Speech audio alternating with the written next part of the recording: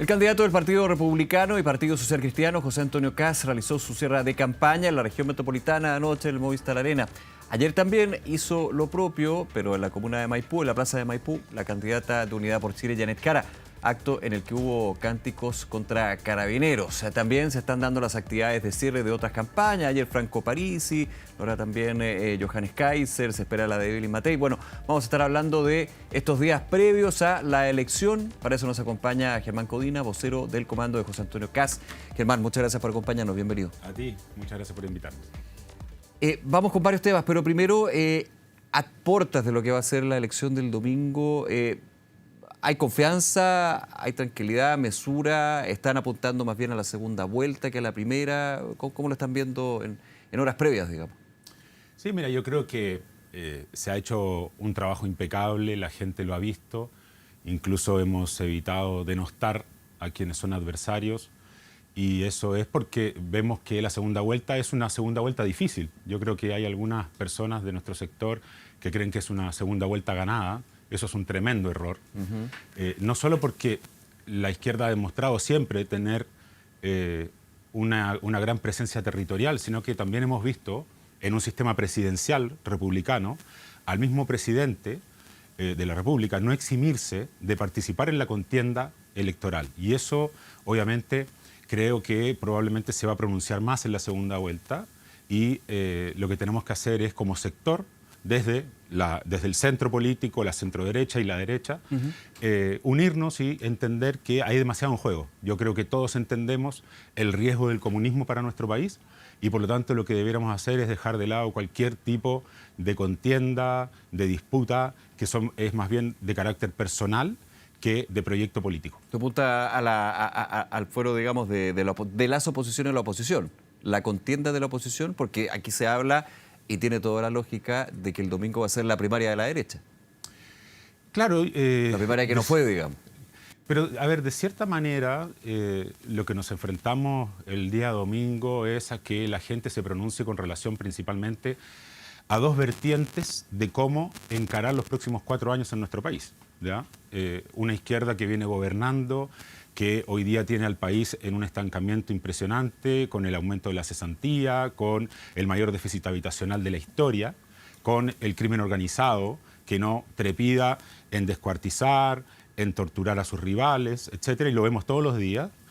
Y lo que nosotros creemos en nuestro sector es que hay que enfrentar eso con mucha fuerza, y por eso a mí me parece que el programa de gobierno que ha planteado José Antonio Kast, con las 3 verticales clarísimas: enfrentar la inseguridad, la delincuencia con mucha fuerza, en segundo lugar, generar el crecimiento a través de la inversión que genere mejores empleos, y todo eso obviamente permite que el Estado recaude lo suficiente para también mejorar las políticas sociales. Dicho sea de paso, mejorar una política social que todo nuestro sector votó a favor el año 2022, cuando se creó la pensión garantizada universal. Darle la tranquilidad a las personas que nos escuchan en este momento de que lo que nosotros queremos hacer es mejorar incluso ese instrumento, pero obviamente en las campañas siempre se tejen, ¿no es cierto?, y se levantan falsedades con relación a los adversarios, y lo que nosotros queremos darle la tranquilidad a las personas es que el gasto social está totalmente asegurado en el próximo gobierno en caso que se elija José Antonio Kast. Claro, y lo veíamos ayer en el acto de campaña, ¿no? Lo veíamos también en lo que han sido las distintas actividades y entrevistas, el debate Anatel, para decir menos, digamos, que tuvimos aquí en el canal, el debate Anatel 2025, donde estuvieron las 8 candidaturas presidenciales.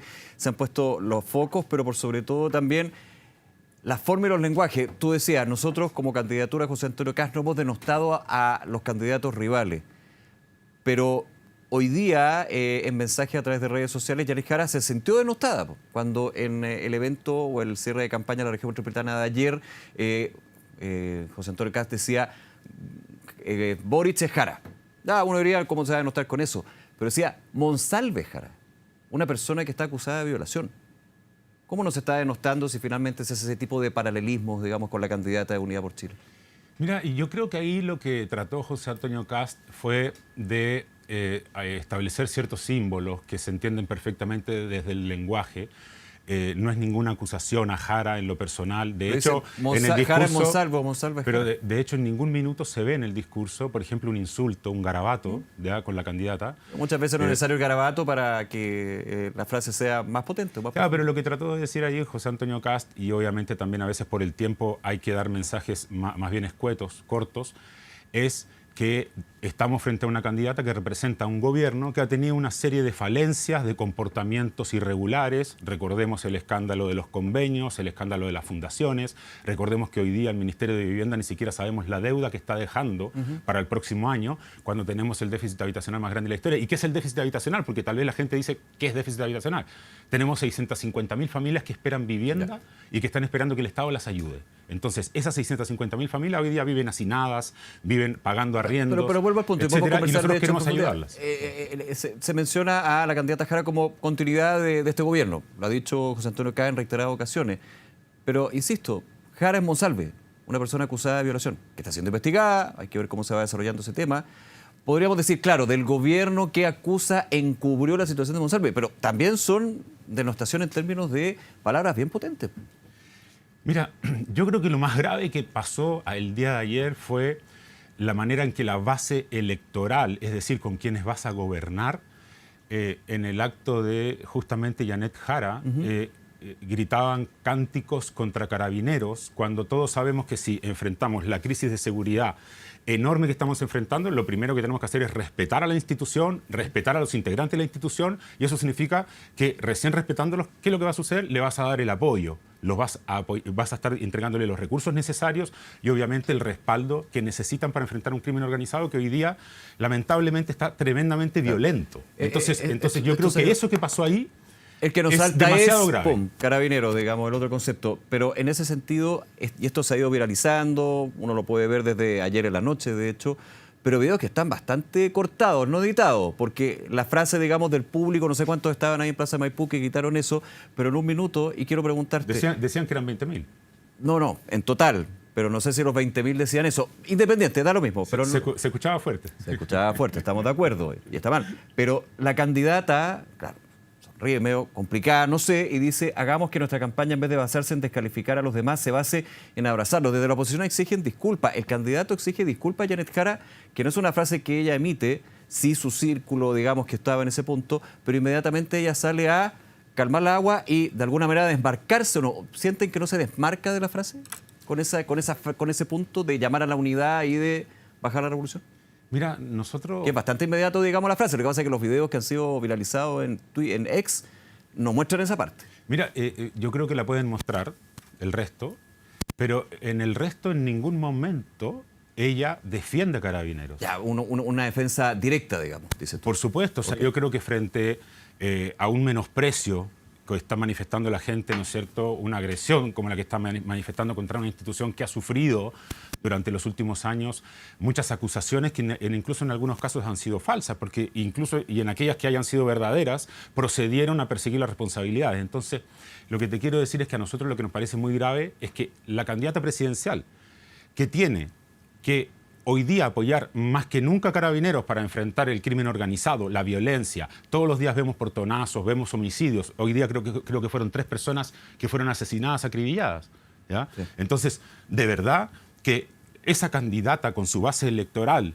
menospreciando, agrediendo verbalmente a Carabineros, lo que te está demostrando cuando ella no defiende a Carabineros es que en realidad para ella no es una institución que es tan necesario fortalecer. Tú mencionas de que hay una omisión por parte de la candidata en ese momento. Sí, yo creo que sí. Por supuesto que sí. Porque yo no podría decir que Janet Jara no defiende la labor de Carabineros. Lo ha dicho en distintos debates, foros, en su propuesta de gobierno también.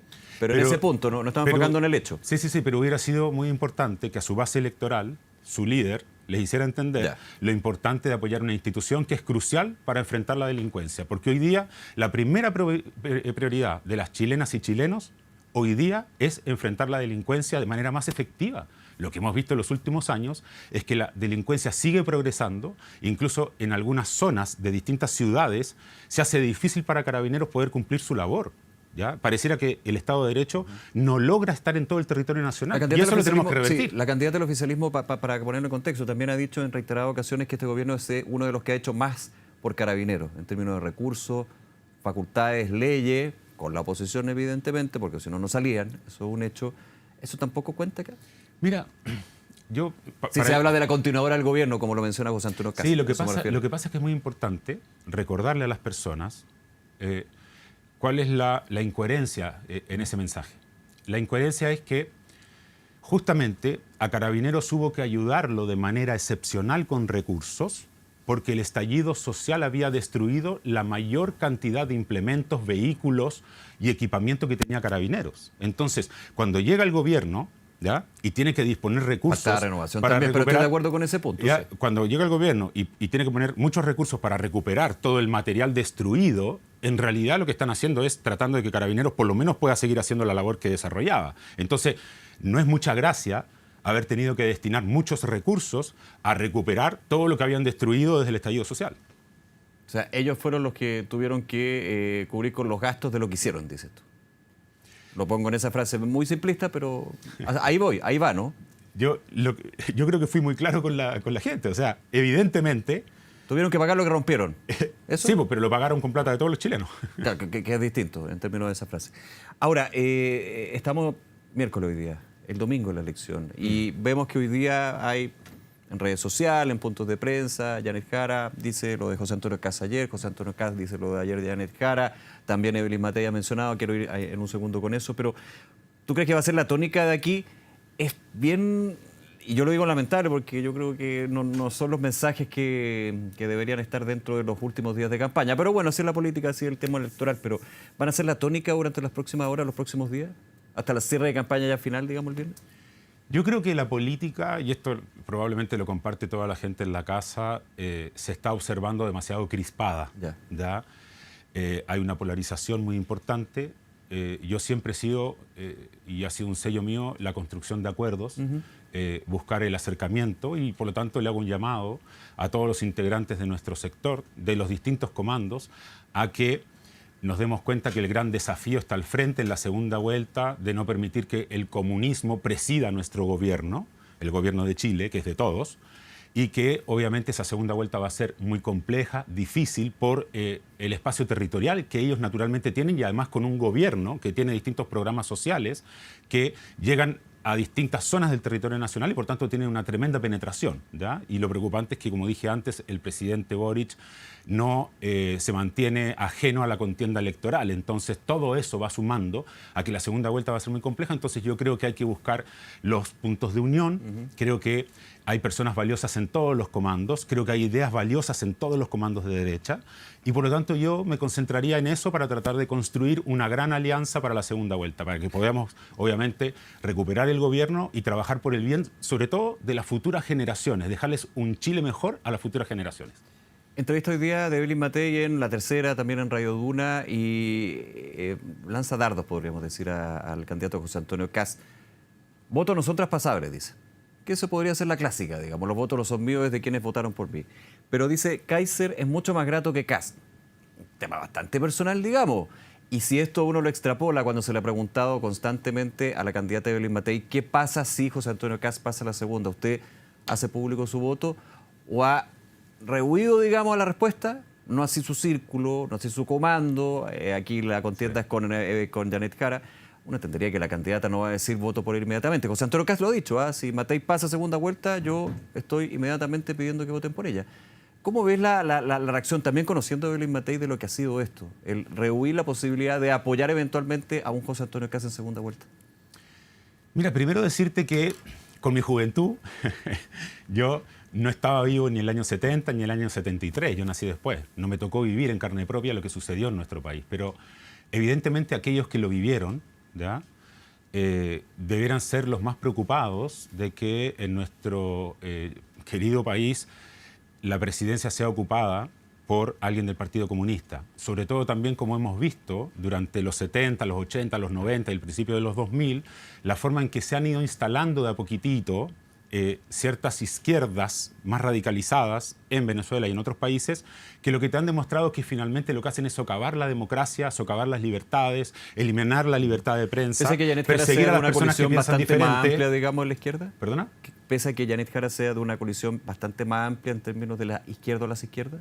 Mira, la coalición que han tratado de construir, ¿no es cierto?, tratando permanentemente de sacudirse de su militancia en el Partido Comunista, su historia en el Partido Comunista, puede ser, ¿no es cierto?, más allá de los límites del partido, y es evidente que así es. Si nadie va a negar que también está el Frente Amplio, etcétera. Pero del socialismo democrático. claro, pero cuando tú miras cosas graves como las que sucedieron ayer con la base electoral, atacando, ¿no es cierto?, menospreciando la labor de Carabineros, yo creo que es muy preocupante que tengamos a alguien en la presidencia que no es capaz de defender una institución que es basal para sostener la democracia y para, obviamente, combatir la delincuencia. Entonces, en frase, que yo estoy de acuerdo que está mal, pero y no quiero empatar, pero también en términos de la sensación térmica. no, Y usted va a su pedo, usted pregunte todo lo que quiera preguntar. Muchas gracias. Está bien. Y cuando en el sector de José Antonio Kast se habla de los zurdos tal por cual, los zurdos que han robado al país, también es un lenguaje bien violento.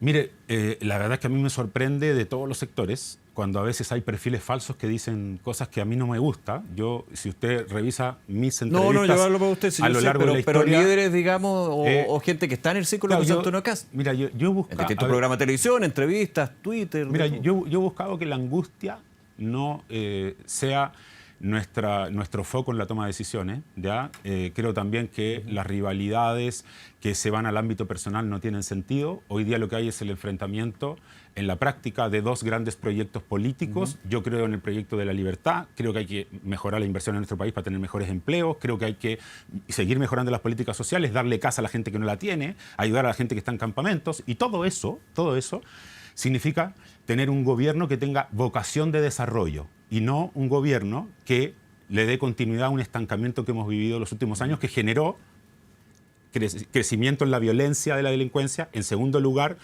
el mayor déficit habitacional de la historia.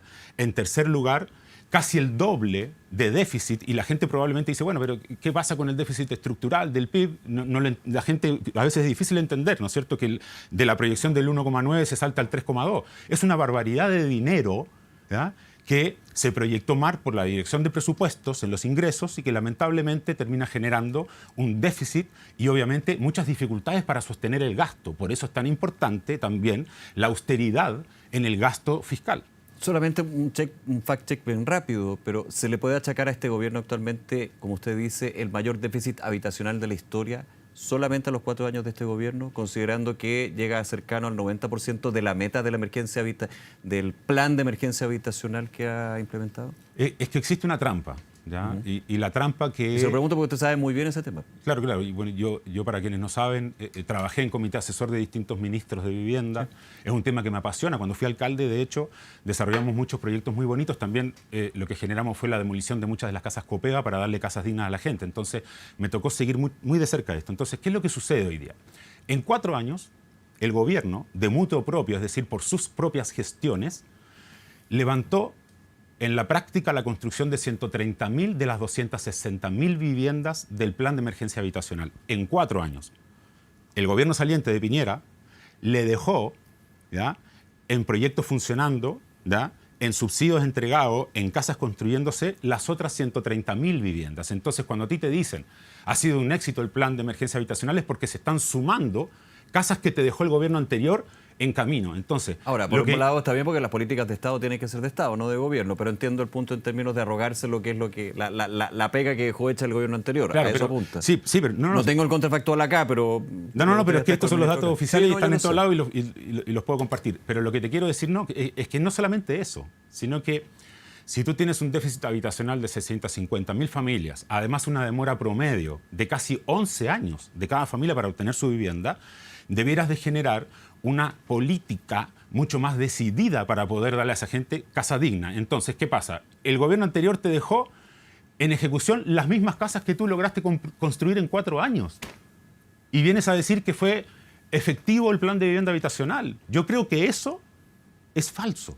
El plan de vivienda de emergencia habitacional en nuestro país solo construyó 130.000 durante el gobierno del presidente Gabriel Boric. Y 130.000 se las dejó funcionando ya en proyectos, en ejecución, en construcción, en subsidios entregados, el gobierno del presidente Piñera. Y eso ellos no lo han nunca reconocido. Y a mí me parece incorrecto en política justamente no reconocer cuáles son tus fallas para que puedas mejorar, pero también no reconocer lo que han hecho otros, ¿verdad? Entonces, a mí me gustaría que se hablara con la verdad. El gobierno anterior no solo dejó 130.000, que es lo mismo que se construyeron en 4 años en este gobierno, sino que también construyó durante sus 4 años más viviendas. Entonces, por supuesto que cuando la derecha ha gobernado, ha entregado muchas más soluciones habitacionales que las que ha entregado la izquierda. Ahora, pero la emergencia habitacional ha seguido. La emergencia habitacional continúa y hoy día ha crecido. Y hay muchos fenómenos que también explican y varios factores que se han ido adicionando, digamos, un tema de larga data. Y miremos lo que está pasando. A ver, mira, miremos lo que está pasando en Viña del Mar. Toda la gente esperando desesperada después de los incendios su vivienda. Tenemos un problema con el valor de los suelos. Sí. ¿Cómo no se ha generado una política consistente y robusta para que justamente la gente no tenga que estar terminando construyéndose las viviendas sociales? Pero ha gobernado la derecha 2 veces también en los últimos años y no hay una política de suelos como tú. Se generó una política. Se generó una política, y ahí yo te reconozco que es una política que fue pasando de gobierno en gobierno, sí, que incorporó lo que se llamaba el subsidio de localización. Y ese subsidio de localización, el problema que tuvo, y es lo que el gobierno debería de haber visto durante estos años, es que el aumento del subsidio, ¿da?, en el monto de localización se traspasó netamente a valor de terreno. Es decir, ¿quién se quedó con los recursos principalmente, ¿da?, y quién lo absorbió a precio? El propietario del terreno. Entonces, lo que tú tienes que hacer hoy día es disponibilizar más terrenos, ¿da?, y no permitir que un pequeño grupo de propietarios, o relativamente pequeño, sí, ¿ya?, pueda influir tanto sobre los precios, ¿ya? Porque si no, en definitiva, tú le sigues inyectando recursos al Ministerio de Vivienda, pero no puedes construir más casas. Hoy día lo que nosotros hemos planteado justamente son políticas concretas para aumentar la cantidad de terrenos disponibles, sobre todo en buenos lugares, y no que se siga construyendo en la periferia y condenando a la gente a vivir sin servicios, ¿ya?, y alejado también de sus fuentes laborales. Germán Covina, se nos termina el tiempo, pero agradecer nuevamente que nos acompañe. A ti, muchas gracias. Muy bien, buenas gracias. tardes.